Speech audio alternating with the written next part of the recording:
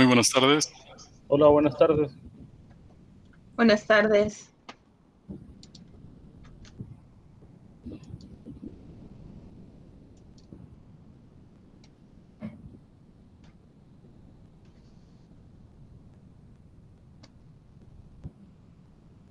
Ahorita, permítame, voy a compartir pantalla, nada más que no está abriendo el documento, ahorita que termine de abrir para compartir pantalla.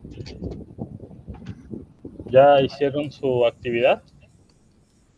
En eso estamos, en eso estoy. Perfecto. Yo sí ya la terminé. ¿Ya? Ok. Bien, déjame compartir pantalla. No hay un mínimo de conceptos, ¿verdad, maestro? No, nada más que sean Ok. 5. Ahorita les voy a mostrar uno para que vean cómo es. 5 niveles, contando de la idea. La principal idea es como un nivel, y luego ya ven que se van abriendo las llaves hacia el lado derecho.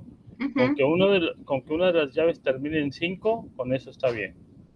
Hay unos compañeros que les estuve revisando la tarea ya, algunos me pusieron nomás 2 niveles, otros me pusieron 4 y la mayoría me puso 5. Pero nomás les bajé .5, algo así. O sea, no fue mucho, o sea, porque a veces tienen la idea completa, pero luego el problema es que hacen un solo nivel. Miren, ahí. Por ejemplo, empezamos con, no sé si, ¿ya se compartió? Todavía no se comparte. Ahí está. Sí. Ya se compartió, muy bien. Entonces, les comentaba, pues tiene, o sea, empezando con el lado izquierdo, la principal idea, abre la primera llave, este es el segundo nivel, abre la otra llave, ese es el tercer nivel, y luego cuarto y un quinto nivel, en ese sentido. Así más o menos. Puede ser más, Ok. puede ser menos, pero más o menos es como se marca. Y hacia abajo, bueno, lo que ustedes crean conveniente. No necesariamente, o sea, tiene que ser algún número determinado, pero la ventaja aquí es, en un momento dado, es que con que ustedes crean que es como un resumen que les puede ayudar también para su tarea, les puede, digo, para su examen, bueno, ya no tienen examen, pero entonces les podría servir si en un momento dado ustedes tuvieran un trabajo de su proyecto final relacionado con el crecimiento de la población. Pero bueno, así es como más o menos les estoy solicitando el mapa conceptual, digo, el cuadro conceptual, digo, el cuadro sinóptico, perdón, que me confundo ahí, el cuadro sinóptico. Entonces, hablamos entonces de lo que es el crecimiento de la población humana. Por ejemplo, en empieza, déjenlo, voy a hacer más grande para que se vaya viendo mejor.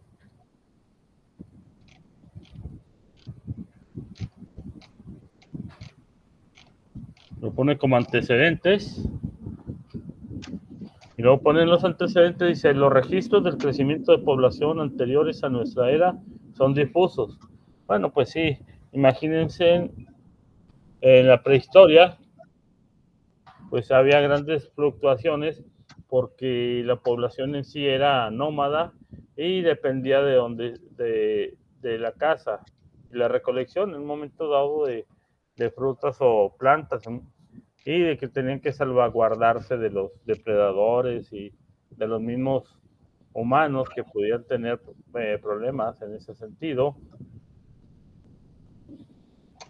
Y luego hablaba también, por ejemplo, cuando había pandemias en ese entonces, que de repente la población tenía más muertos que humanos que nacieran. Y o que se mermaba mucho la población por las pandemias o enfermedades, porque normalmente pues en aquellos tiempos de la prehistoria o más cercanos se vino, digamos, acrecentando una población o asentándose una población en la medida que se acercó al agua y en la medida que domesticaron lo que es algunos animales y lo que es la las plantas, o sea, que empezaron a cultivar. De esa forma fue como se empezaron a hacer núcleos poblacionales mucho más numerosos, pero pues, como les digo, el problema estaba en que llegaba un momento dado en la problemática de que pues tenían que protegerse tanto de las condiciones climáticas como de los depredadores, así como de los mismos humanos que podían pelear el alimento en un momento dado. Aquí le pusieron enunciados falaces, dice: para mantener una población humana constante, ninguna familia debería de tener más de 2 hijos.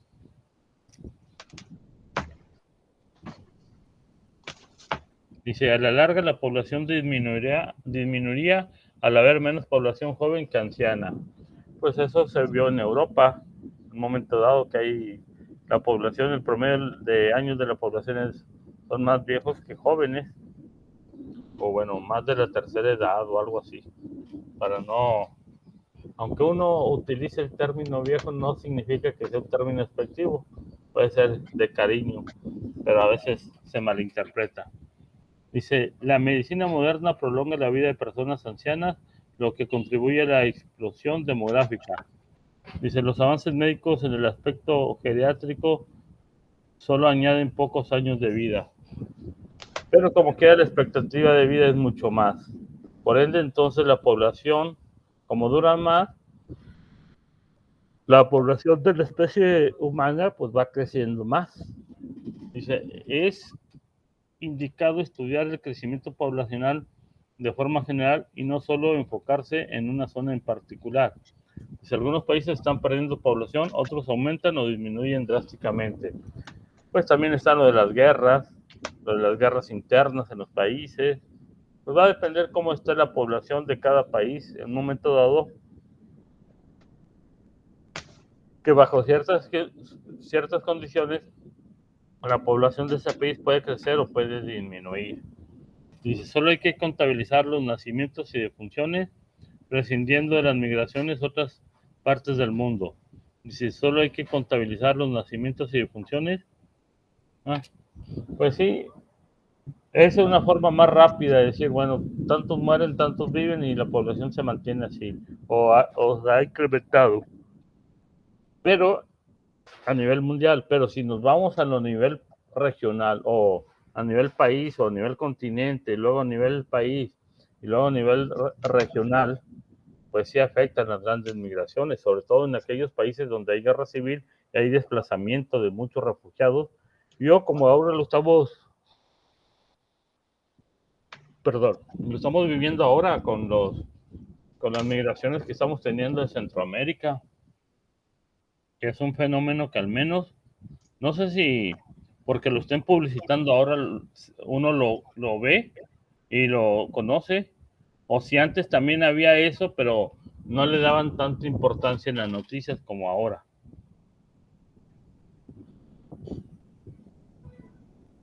Dice: la extrapolación de curva de crecimiento de la población es conjeturar puntos fuera de una curva, se designa como extrapolación. Pues si tomamos en cuenta, y muchos matemáticos lo ven así, pues toman muchos factores en cuenta para poder decir, vamos a determinar una fórmula para conocer la población en 10, 20, 50, 80, 100 años. Por ejemplo, no sé si también tomen en cuenta la pandemia.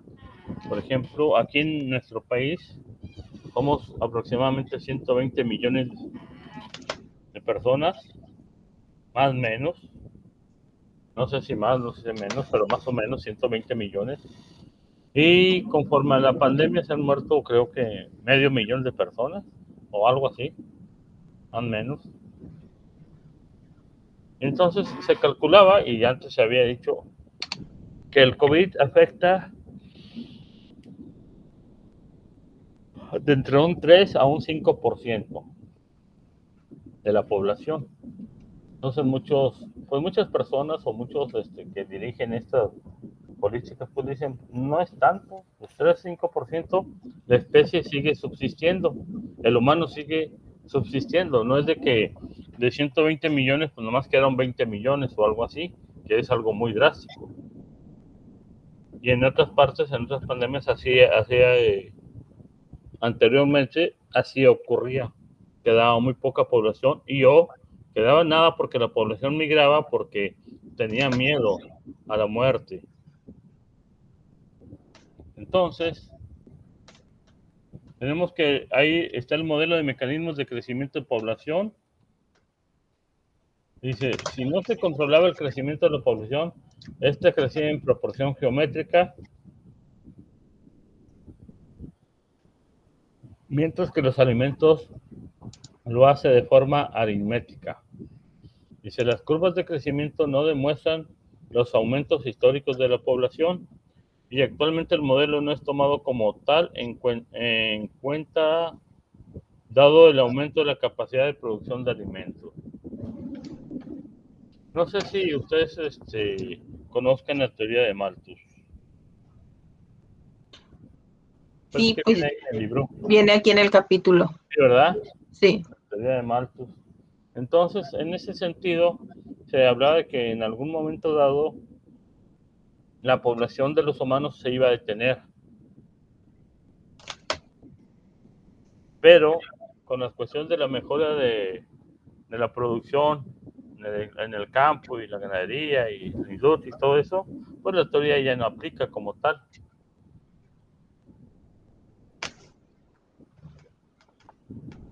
Yo creo que otro boom de crecimiento de la población que no estaba o que se vino en la historia fue la revolución industrial, donde ahora sí ya se asentaron grandes cantidades de humanos que ya no necesitaban ellos, digamos así, sembrar o cazar o tener animales para subsistir, sino que ya en otras partes los podían traer para distribuir o digamos así, bueno, vender y que ellos tuvieran alimentos sin necesidad de sembrar, cultivar.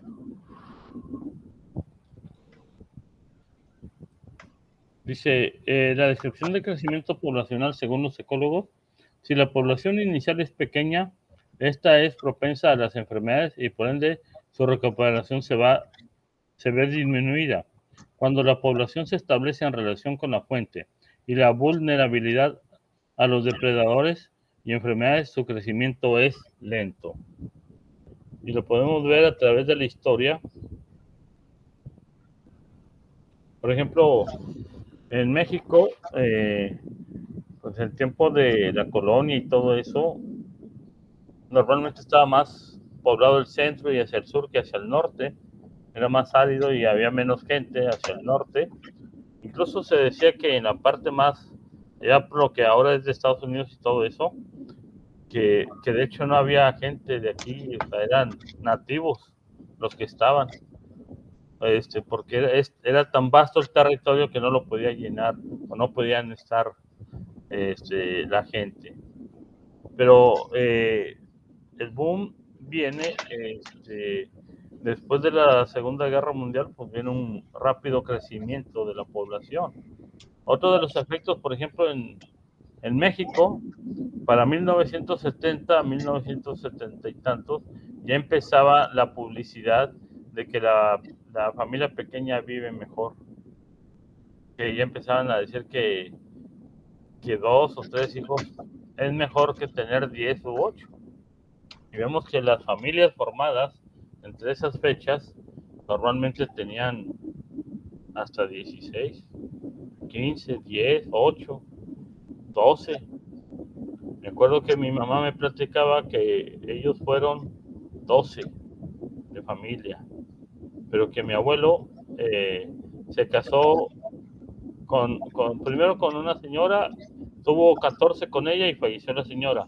Luego se casó con otra y tuvo 12 y falleció. Y luego ya se casó con mi abuelita, que fueron como 12 también.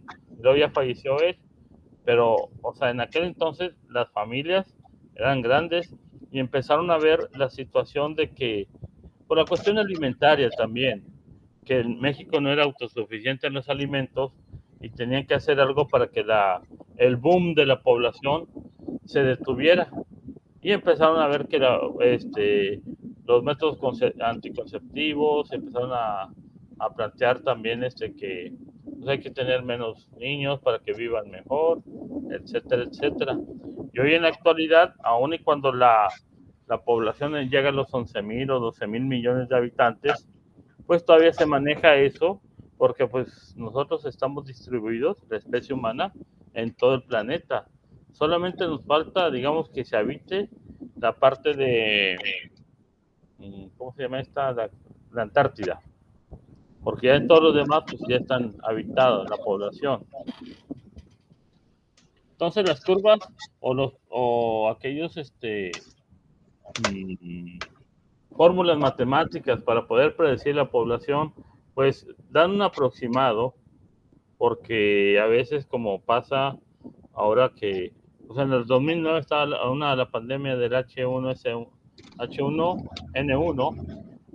y luego la influenza y luego ahora el COVID, no sé si más adelante haya.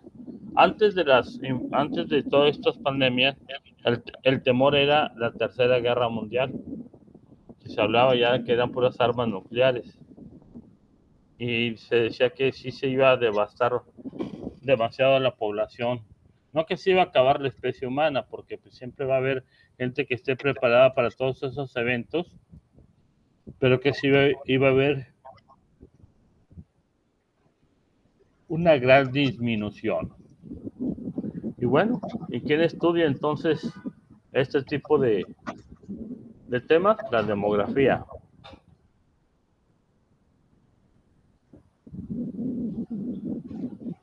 Rama de la antropología trata del estudio estadístico de las características de las poblaciones humanas.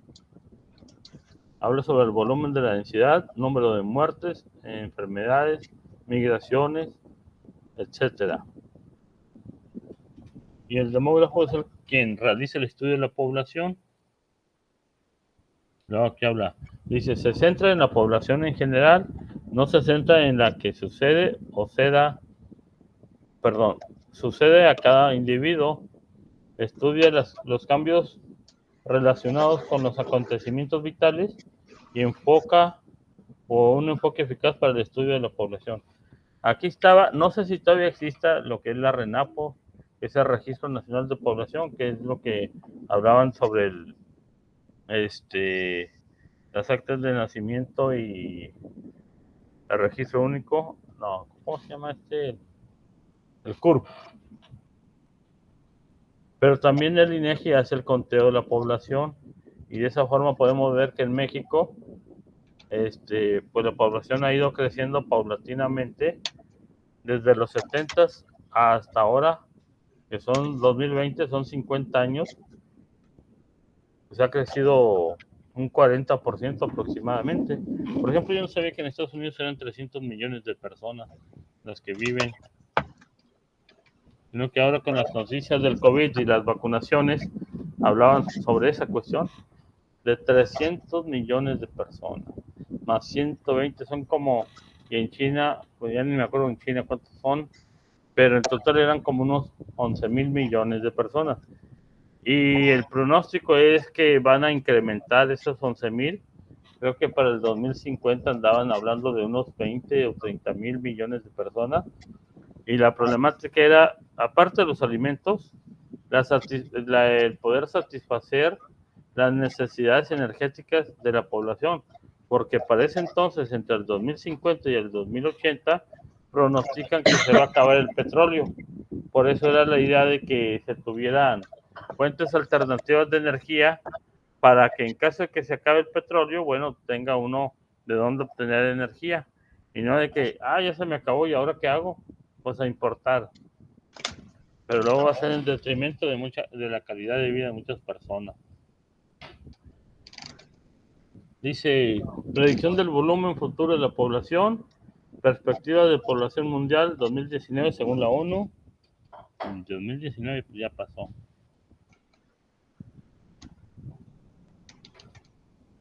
Dice, se espera que la población en el 2050 sea de 9.700 millones y para el 2100 de 11.000 millones. Andamos casi ya por los 10.000 millones. China e India se mantendrán como las naciones más pobladas. Los pronósticos muestran que África doblará su población en 2050, aún y si reducen los niveles de fecundidad. Los nacimientos para 2050 serán de 22 niños por cada mujer y se espera que para 2050 la longevidad aumente de 77 a 77.1 años promedio. Todos estos datos están hablando de que, por ejemplo, el área de África, faltó que hablar de América Latina, de Asia y todo, el crecimiento va a ser un boom. En cambio, en Europa, en América del Norte, no sé, en Australia, Oceanía, etcétera, a lo mejor el crecimiento de la población no va a ser un boom porque se está tratando de controlar esta situación. Pero pues en África hay mucha, por ejemplo, mucha guerra civil, mucho desplazados. Y en ese sentido, pues no sé si afecta o no el pronóstico de población. ¿Alguno de ustedes ha escuchado, por ejemplo,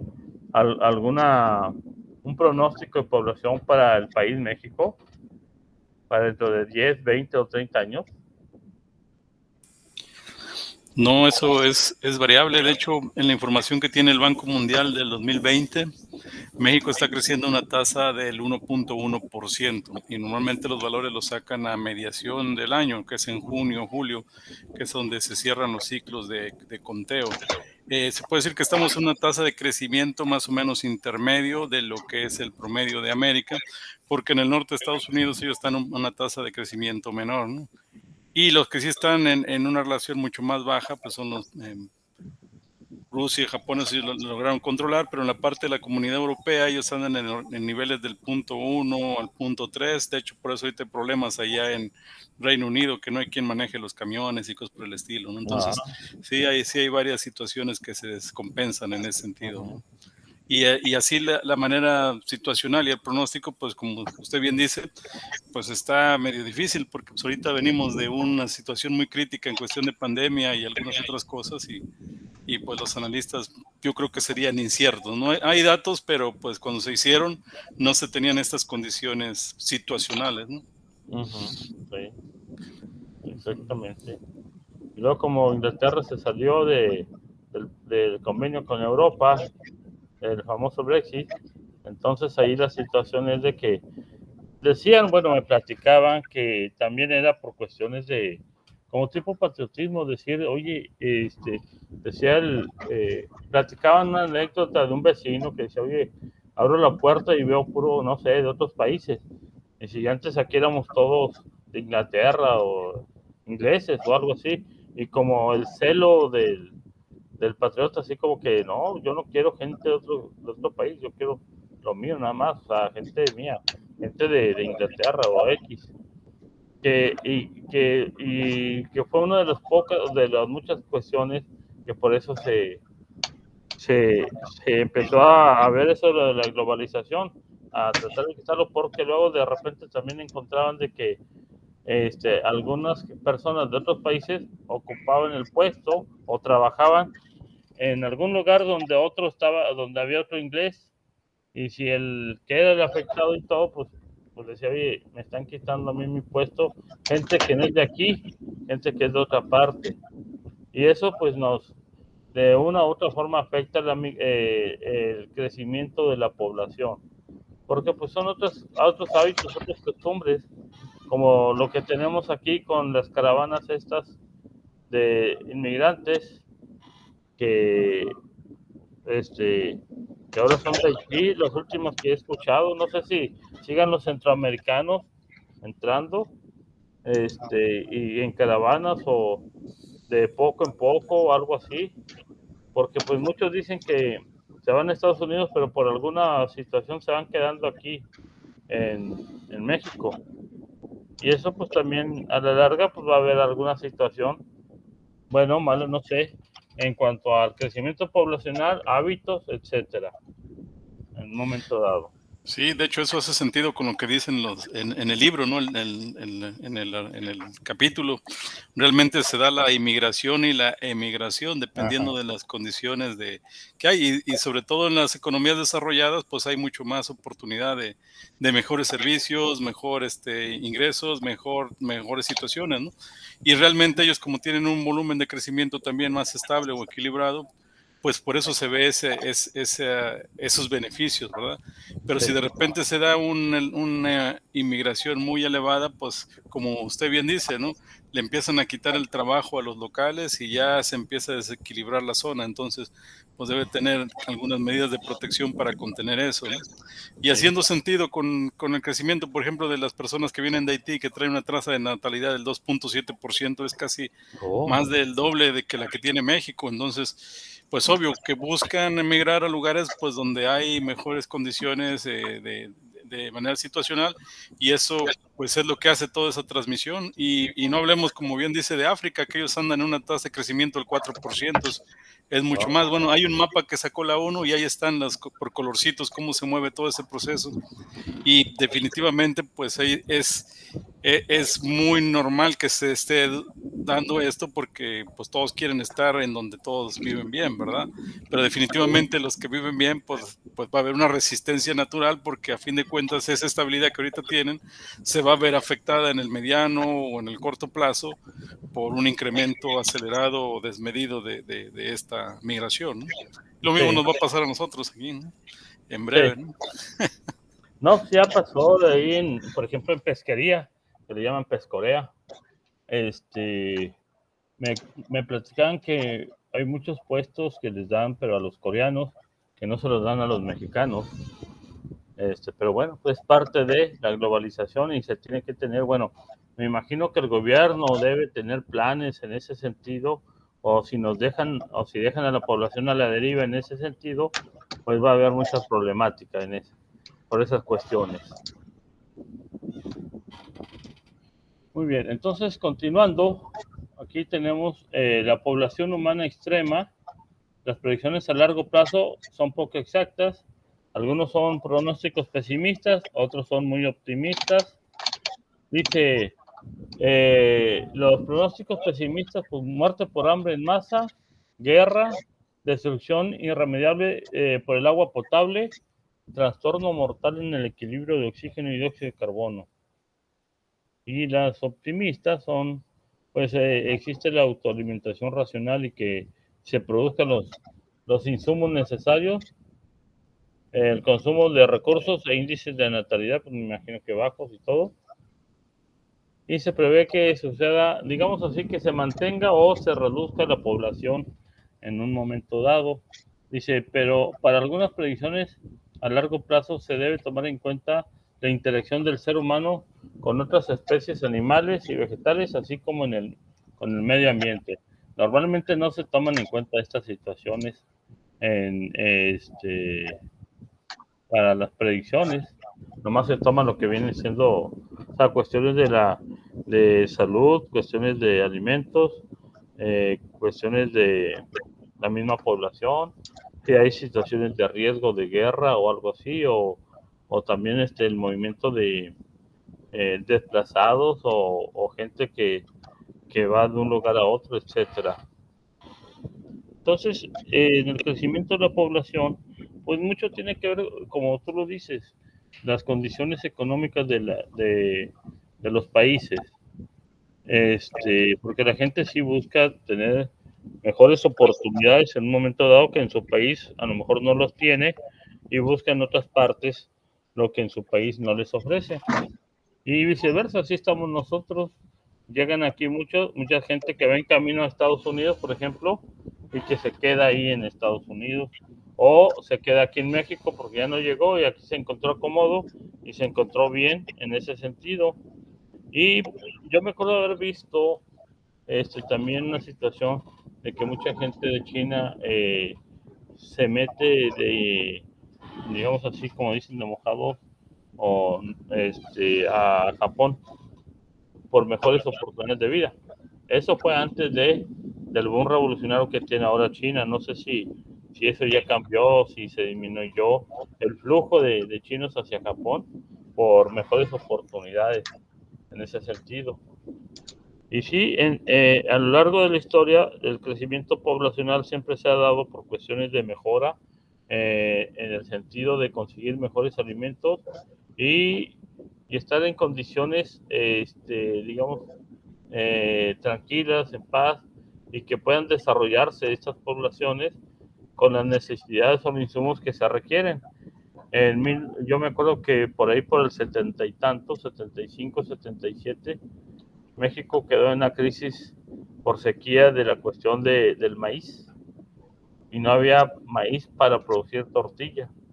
Y lo que hicieron fue importar maíz de Estados Unidos, que tenía, digamos así, un sobrante. Importaron el maíz para satisfacer la demanda de la población, pero era maíz amarillo. Y entonces, pues se empezaron a hacer las tortillas amarillas, y como que la gente no muy bien las aceptaba, quería tortillas blancas, porque se decía que el maíz amarillo en Estados Unidos se producía para dárselo a los cerdos para su alimentación. Y luego, pues como aquí no había maíz, tuvieron que importar, aunque sea de ese. Y por un buen tiempo hubo, digamos así, tortillas amarillas, hasta que ya se produjo la producción de maíz blanco, y ya se empezó a dejar la tortilla amarilla a un lado, porque mucha gente no la prefería. Aunque pues aunque son de diferente sabor y todo, pues en el momento dado no sé si era por el sabor, porque la tortilla amarilla es más dulce que la blanca, pero la gente no lo aceptaba en aquel entonces. Y hablando pues de guerras, pues bueno, antes de lo que son las pandemias, el problema era que siempre se hablaba de la Guerra Fría, y el problema era de la guerra nuclear. Se decía y se tenía el pensamiento de que habiendo una tercera guerra mundial, pues ahora sí se iban a acabar los humanos, o la mayoría de los humanos, porque iban a estar, si no en ese momento, a través de los años, porque iban a estar afectados por la radiación. La otra cuestión que hablaban sobre cuestiones de pronósticos pesimistas era el trastorno mortal en el equilibrio del oxígeno y dióxido de carbono, o lo que también estamos hablando del cambio climático. Pero esa situación, volvemos a hablar, porque estamos siendo muy egocentristas en cuanto al crecimiento poblacional, porque nomás hablamos de nosotros los humanos, como especie humana, y qué nos afecta. Porque en realidad, pues, todas nuestras acciones también le afectan a otros organismos, microorganismos, que viven en el ambiente junto con nosotros, y pues siempre pensamos que nosotros somos los únicos y los demás no. Y por eso estas situaciones de pronóstico se deben de tomar en cuenta también esas condiciones. La otra que se pensaba era la guerra del agua, el agua dulce. Recuerden que cada vez hay menos agua dulce por cuestiones de evapotranspiración, escurrimiento, contaminación, etcétera. Pero también se decía que como es el 3%, y de ese 3% de agua dulce, el 1 o el 0.7 lo podemos aprovechar para nuestro confort de vida de la especie humana, pues hablaban también de que en un momento dado, pues el agua iba a ser muy importante en cuanto al crecimiento poblacional, o en cuanto a la estabilidad de una población. Porque imagínense, si no tenemos agua potable, si abrimos la llave de la casa y no sale agua, y nos dicen, no, pues no hay agua, tienen que caminar hasta un tal, no sé, alguna toma o un pozo, o alguna reserva, un tanque de agua, se complica mucho en ese sentido. Muy bien. De hecho, creo que sí hay estudios al respecto, ¿no, maestro? Por lo menos aquí en la zona metropolitana de Nuevo León decían que no podía llegar a ciertos número de millones de habitantes, porque entonces ahí sí ya había problema crítico de agua, ¿no? Sí. Y por el abastecimiento y demás. Entonces creo que sí se tiene consideradas esas situaciones, ¿no? Sí, y aparte de que tienen, ¿cómo te diré? La política del crecimiento, desarrollo urbano ha cambiado un poco en ese sentido, porque en vez de que se vaya expandiendo la mancha urbana, dicen, traten mejor de que no se extienda y mejor hacemos en lo vertical, porque ahí se tiene todo ya la infraestructura. En cambio, es más costoso estar distribuyendo el agua a medida que se va creciendo más la mancha urbana, porque tienen que crear tanques de almacenamiento y luego sistemas de bombeo y luego pues toda la red que se tiene que hacer para distribuir el agua. Más sin embargo, si ya están aquí, digamos así, dentro de lo que es el área conurbada, pues mejor crecer en vertical y así ya no se le invierte tanto en esas situaciones y es más fácil. Y en ese sentido, bueno, pues por eso hablaban del plan de Monterrey 6 de traer el agua del Pánuco, pero pues no se hizo, y luego pues de la presa Libertad, que era la solución, y pues no se ha terminado la presa Libertad. Y estamos ahí en stand-by con eso, con las presas y con los pozos.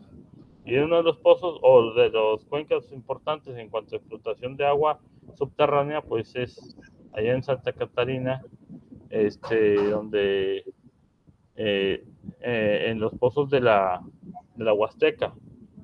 Y pues dicen que no va a afectar, pero toda construcción de un fraccionamiento, por mucho que sea que digan que es verde, que no va a afectar la infiltración del agua. Hablo del fraccionamiento que le llaman Valle de Reyes, que no se ha hecho porque está en la mera cuenca de absorción de agua de la Huasteca. Pero todavía ahí está vivo el proyecto, por ahí todavía escuché que lo iban a mover en esta nueva administración, a ver si se lo autorizaban.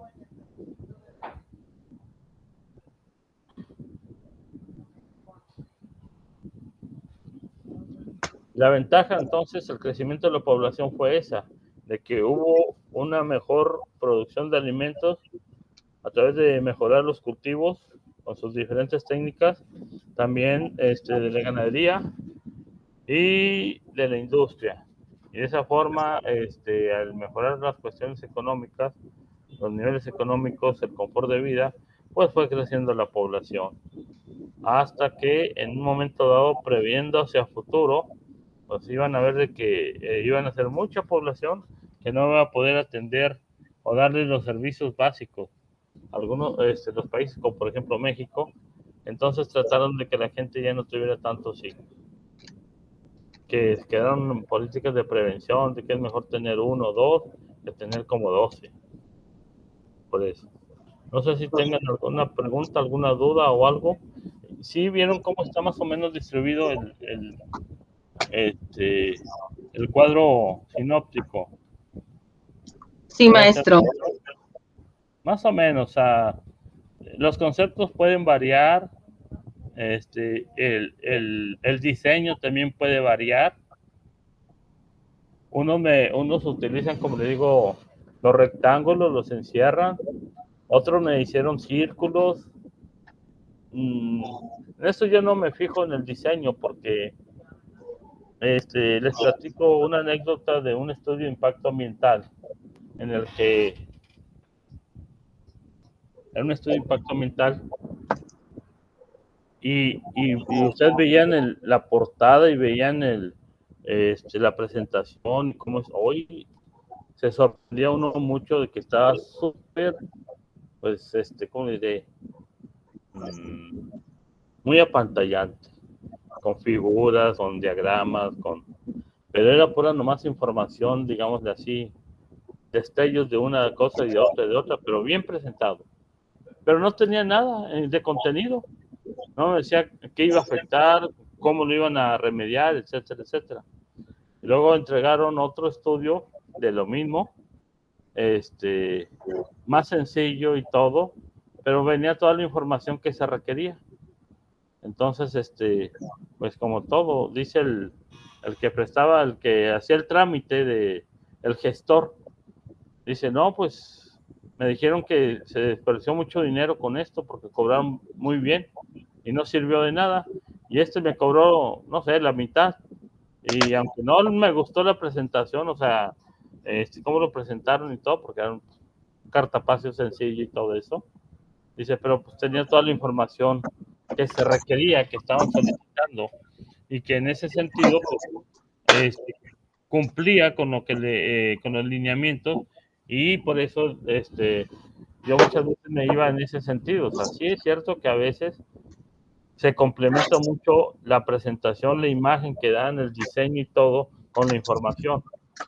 Pero hay a veces que a veces hay gente que trabaja mucho la información y muy poca la presentación. Pero como quiera, yo siempre me fijo en lo que es el contenido, porque al final de cuentas es lo más importante en ese sentido. Es lo que va a aprender el estudiante cuando haga su trabajo, es lo que va a aprender. Y si el contenido es bueno, pues lógico es que si no, toda una parte se le va a quedar a través de los años, pero va a saber qué hizo y cómo lo hizo y dónde buscar, dónde localizar.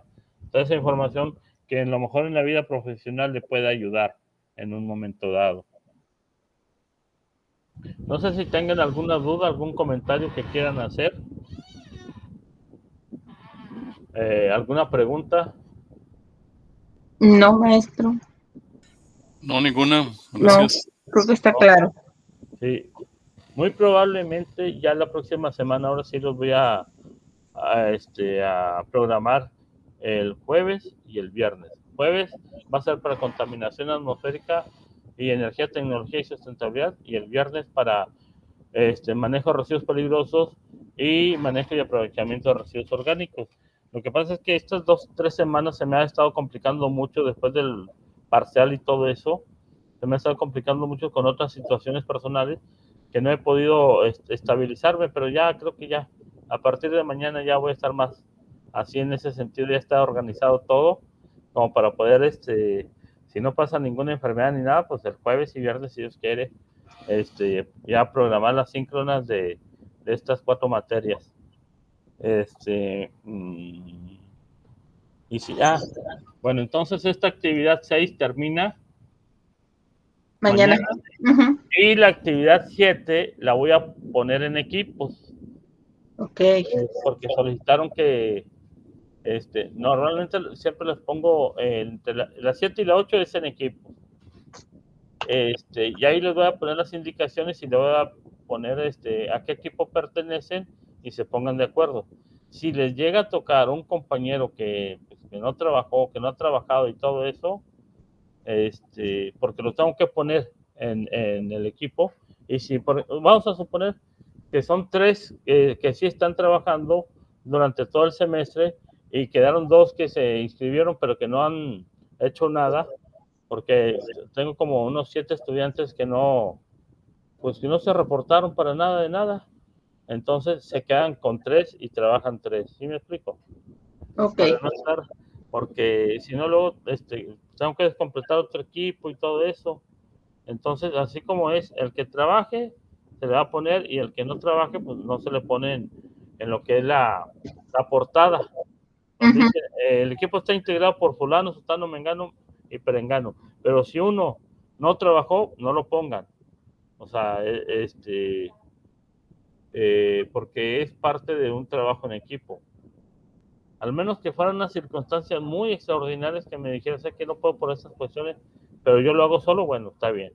Pero si no, o sea, si es parte del equipo y no trabaja, pues no lo incluyan, no lo defiendan, no se merece o algo así.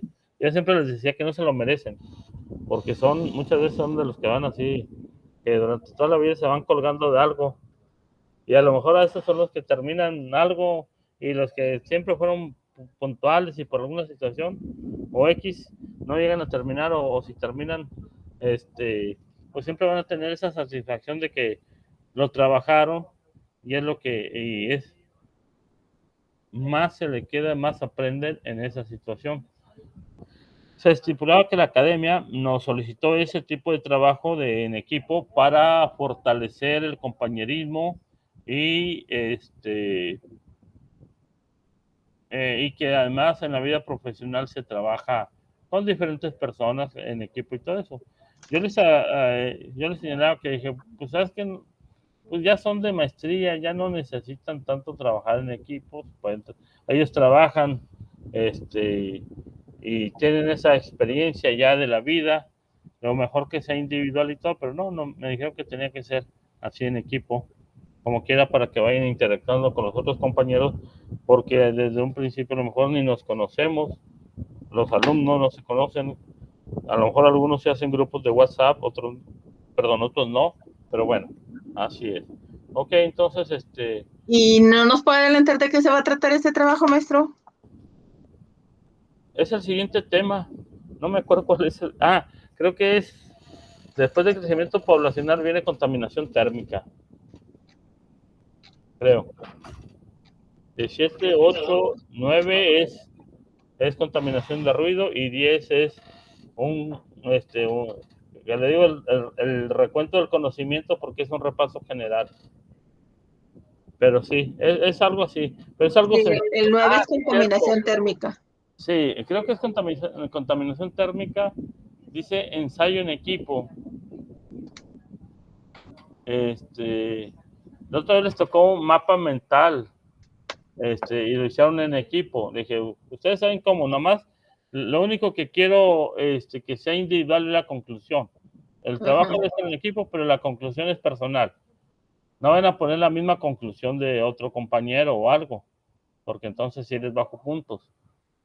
Digo, el trabajo debe ser igual de los compañeros, lo que era portada, introducción, objetivo, desarrollo del tema, pero la conclusión era diferente. O sea, básicamente es lo mismo, nada más que van a aportar más en ese sentido, que eso espero que aporten, porque un equipo me acuerdo que se dividió, que uno le hizo la introducción, a otro le tocó el objetivo, otro el desarrollo del tema, y otro hizo la conclusión, y luego se lo repartieron, lo juntaron y me lo enviaron. Y luego voy viendo que la conclusión es la misma. Y les dije, no, pues es que se supone que era individual. Dije, yo les decía, como ustedes quieran trabajar, si se lo quieren dividir, divídanselo, si quieren uno, pues yo lo hago todo y yo los apunto, bueno, él sabrá y todo esto, pero la idea es de que, pues de alguna forma todos cooperen con todo, que si es la introducción, bueno, déjame leerla yo también y yo le agrego, yo le quito, yo le pongo algo, ¿sí me explico? Sí. Bueno, esa es la idea y lo mejor. ¿Y cómo se cargaría aquí en el sistema, no? Es que cada quien lo entrega individual, porque la conclusión es individual. Ok, ¿Sí entonces todos tendríamos el mismo cuerpo del trabajo que se hizo en equipo, menos y la ya conclusión. menos la conclusión, y ya eso sería parte individual y cada quien lo subiría en la plataforma, ¿no? Y ahí les voy a pedir, o sea, aparte de la conclusión, les voy a pedir una opinión personal de la experiencia de trabajo en equipo. Y ahí me pueden poner lo que ustedes crean. Ustedes no estuvieron de acuerdo, pues no sé que no estoy de acuerdo porque el equipo, pues no, o lo que pasaba, por ejemplo, algún compañero dice, es que no se reportó, y un día antes de que se venciera, se reporta. ¿Sí me explico? Algo así. Ok. Yo lo considero porque así son muchas personas, cuando se trabaja en equipo, de repente como que no pasa nada, hombre, un día antes lo hago, pues ¿qué tanto puede ser un objetivo? Pero pues a lo mejor el objetivo que tú pones no es lo mismo que lo que desarrollan los compañeros. Por eso es importante que tengan un intercambio de lo que se están elaborando. Bueno, esa es la idea. ¿Me explico? Así es. Esa es la idea. Ya en la práctica, pues cada equipo trabajará como mejor le convenga. Muy bien. Ok, entonces cuídense, cuídense mucho. Los que tienen energía y tecnología, pues nos vemos ahorita. Y si no, pues que tengan un buen fin de semana. Igualmente, maestro. Hasta luego. Igualmente, muy buenas tardes, hasta luego. Hasta luego, adiós.